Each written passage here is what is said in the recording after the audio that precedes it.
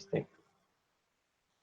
Buenos días, somos el equipo 1 y vamos a presentar sobre la historia del átomo. Para empezar, me gustaría abrir con una pregunta. ¿Qué pasaría si dividiéramos un trozo de materia? Dígase una piedra, una madera, un pedazo de metal. Muchas veces, ¿llegaría a una parte donde ya no podríamos dividir o se podría seguir dividiendo? Esto, en la antigua Grecia, los filósofos pensaban de diferente manera, ya que no existía como tal las fases del método científico, sus conclusiones eran muy subjetivas, pero de esta manera, o a pesar de tener estas carencias, se lograron hacer primeras teorías anatomistas, que en este caso se establecieron dos, que sería la atomista y la continuista. En este caso, podemos hablar de la primera, que es atomista, que quiere decir que las propiedades de la materia varían según cómo se agrupen los átomos. Quiere decir que si te agrupas demasiado o si agrupas poco, puedes determinar o puedes hacer diferentes tipos de objetos o de materia.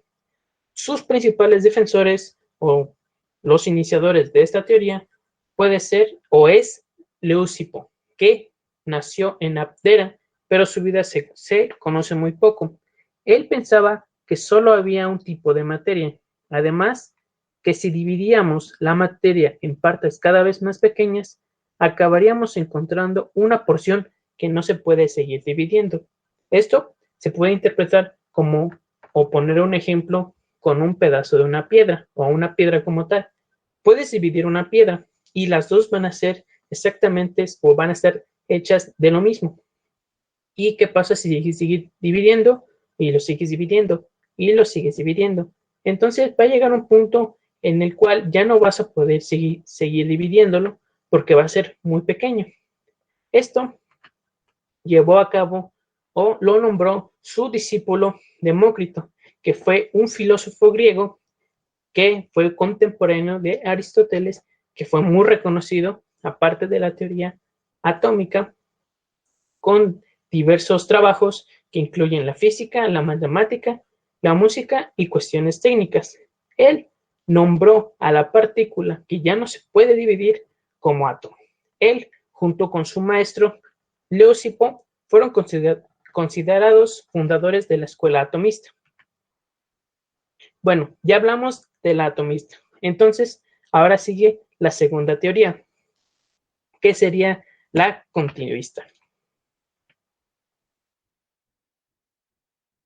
La continuista dice que todas las sustancias están formadas por las combinaciones de 4 elementos básicos: el agua, el aire, la tierra y el fuego, que refutaban la otra teoría, que dice que si los átomos no existen y no hay límite para dividir la materia.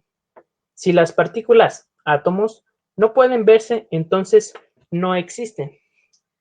Su principal defensor fue Aristóteles, que fue, como bien conocemos, uno de los grandes filósofos de la antigüedad, que hoy en día todavía sus aportaciones nos siguen sirviendo.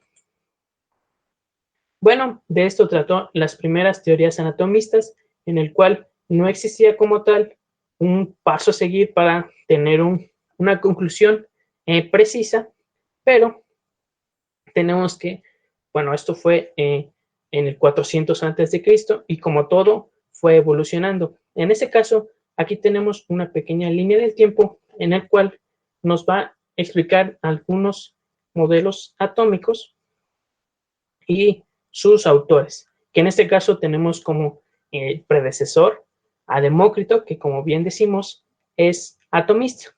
Pero entonces llegó Dalton en 1803 con lo siguiente.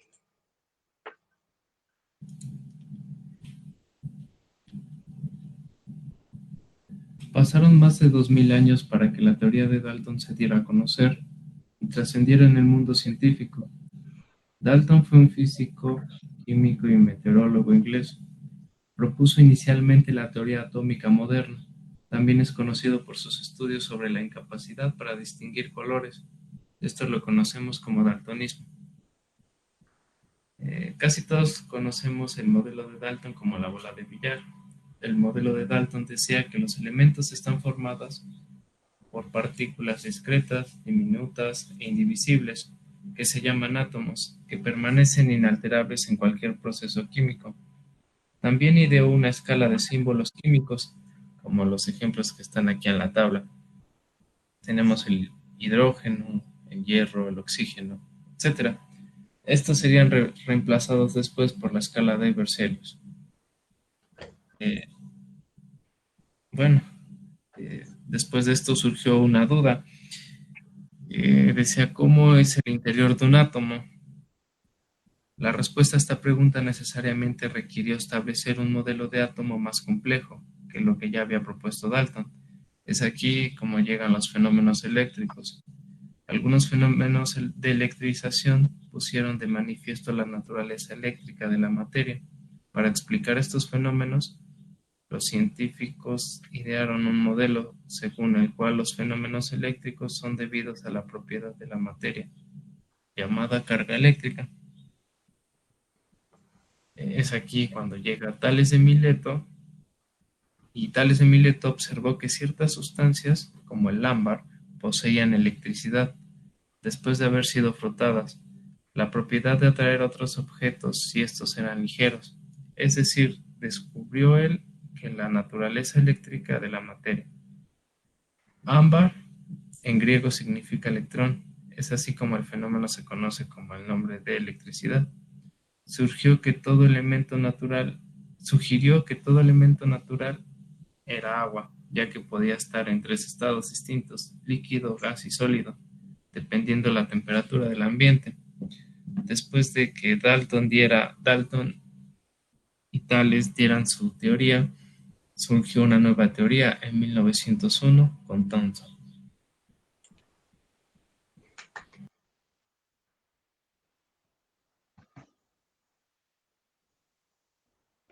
Joseph John Thomson, científico británico, descubrió el electrón, isótopos e inventor del espectrómetro de masa. Galardonado con el Premio Nobel de Física, se convirtió en profesor de física de la Cátedra Cavendish. Thomson investigó la naturaleza de los rayos catódicos y demostró que los campos eléctricos podrían provocar la desviación de estos. A continuación, Ernest Rutherford.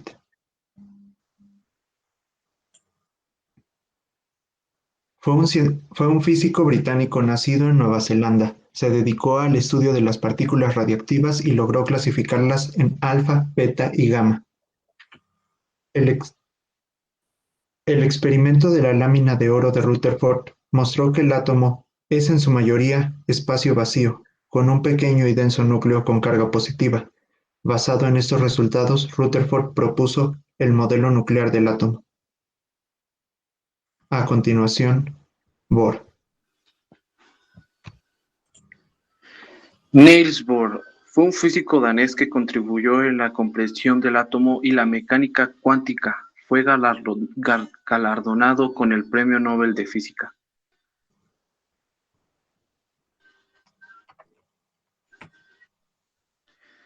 En el modelo de Bohr se introdujo ya la teoría de la mecánica cuántica, que pudo explicar cómo giraban los electrones alrededor del núcleo del átomo. Los electrones, al girar en torno al núcleo, definían unas órbitas circulares estables, con una cantidad de energía definida, a las cuales llamó niveles de energía. El siguiente modelo será el de Schrödinger.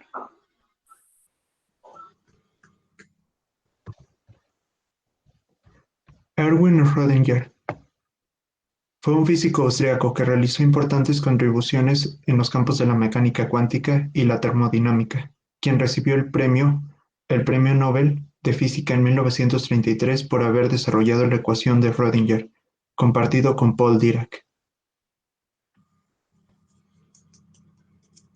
El modelo atómico de Schrödinger es un modelo cuántico no relativista. En este modelo los electrones se contemplaban originalmente como una onda estacionaria de materia cuya amplitud decaía rápidamente al sobrepasar el radio atómico. A continuación, Heisenberg. El destacado físico alemán instauró los cimientos de la mecánica cuántica para estimar el comportamiento de las partículas subatómicas que conforman un átomo. Heisenberg, uno de los primeros físicos teóricos del mundo, realizó sus aportaciones más importantes en la teoría de la estructura atómica. En 1925 comenzó a desarrollar un sistema de mecánica cuántica. Se basa en las frecuencias y amplitudes de las radiaciones absorbidas y emitidas por el átomo y en los niveles de la energía del sistema atómico. Su teoría, principios de incertidumbre, desempeñó un importante papel en el desarrollo de la mecánica cuántica y en el progreso del pensamiento filosófico moderno. Y bueno, esto sería todo por nuestra parte. Tratamos de que no se extendiera demasiado, ya que estábamos tratando de abarcar sobre la vida de los autores de las teorías y por lo tanto los modelos atómicos serán expuestos por los siguientes equipos. Gracias.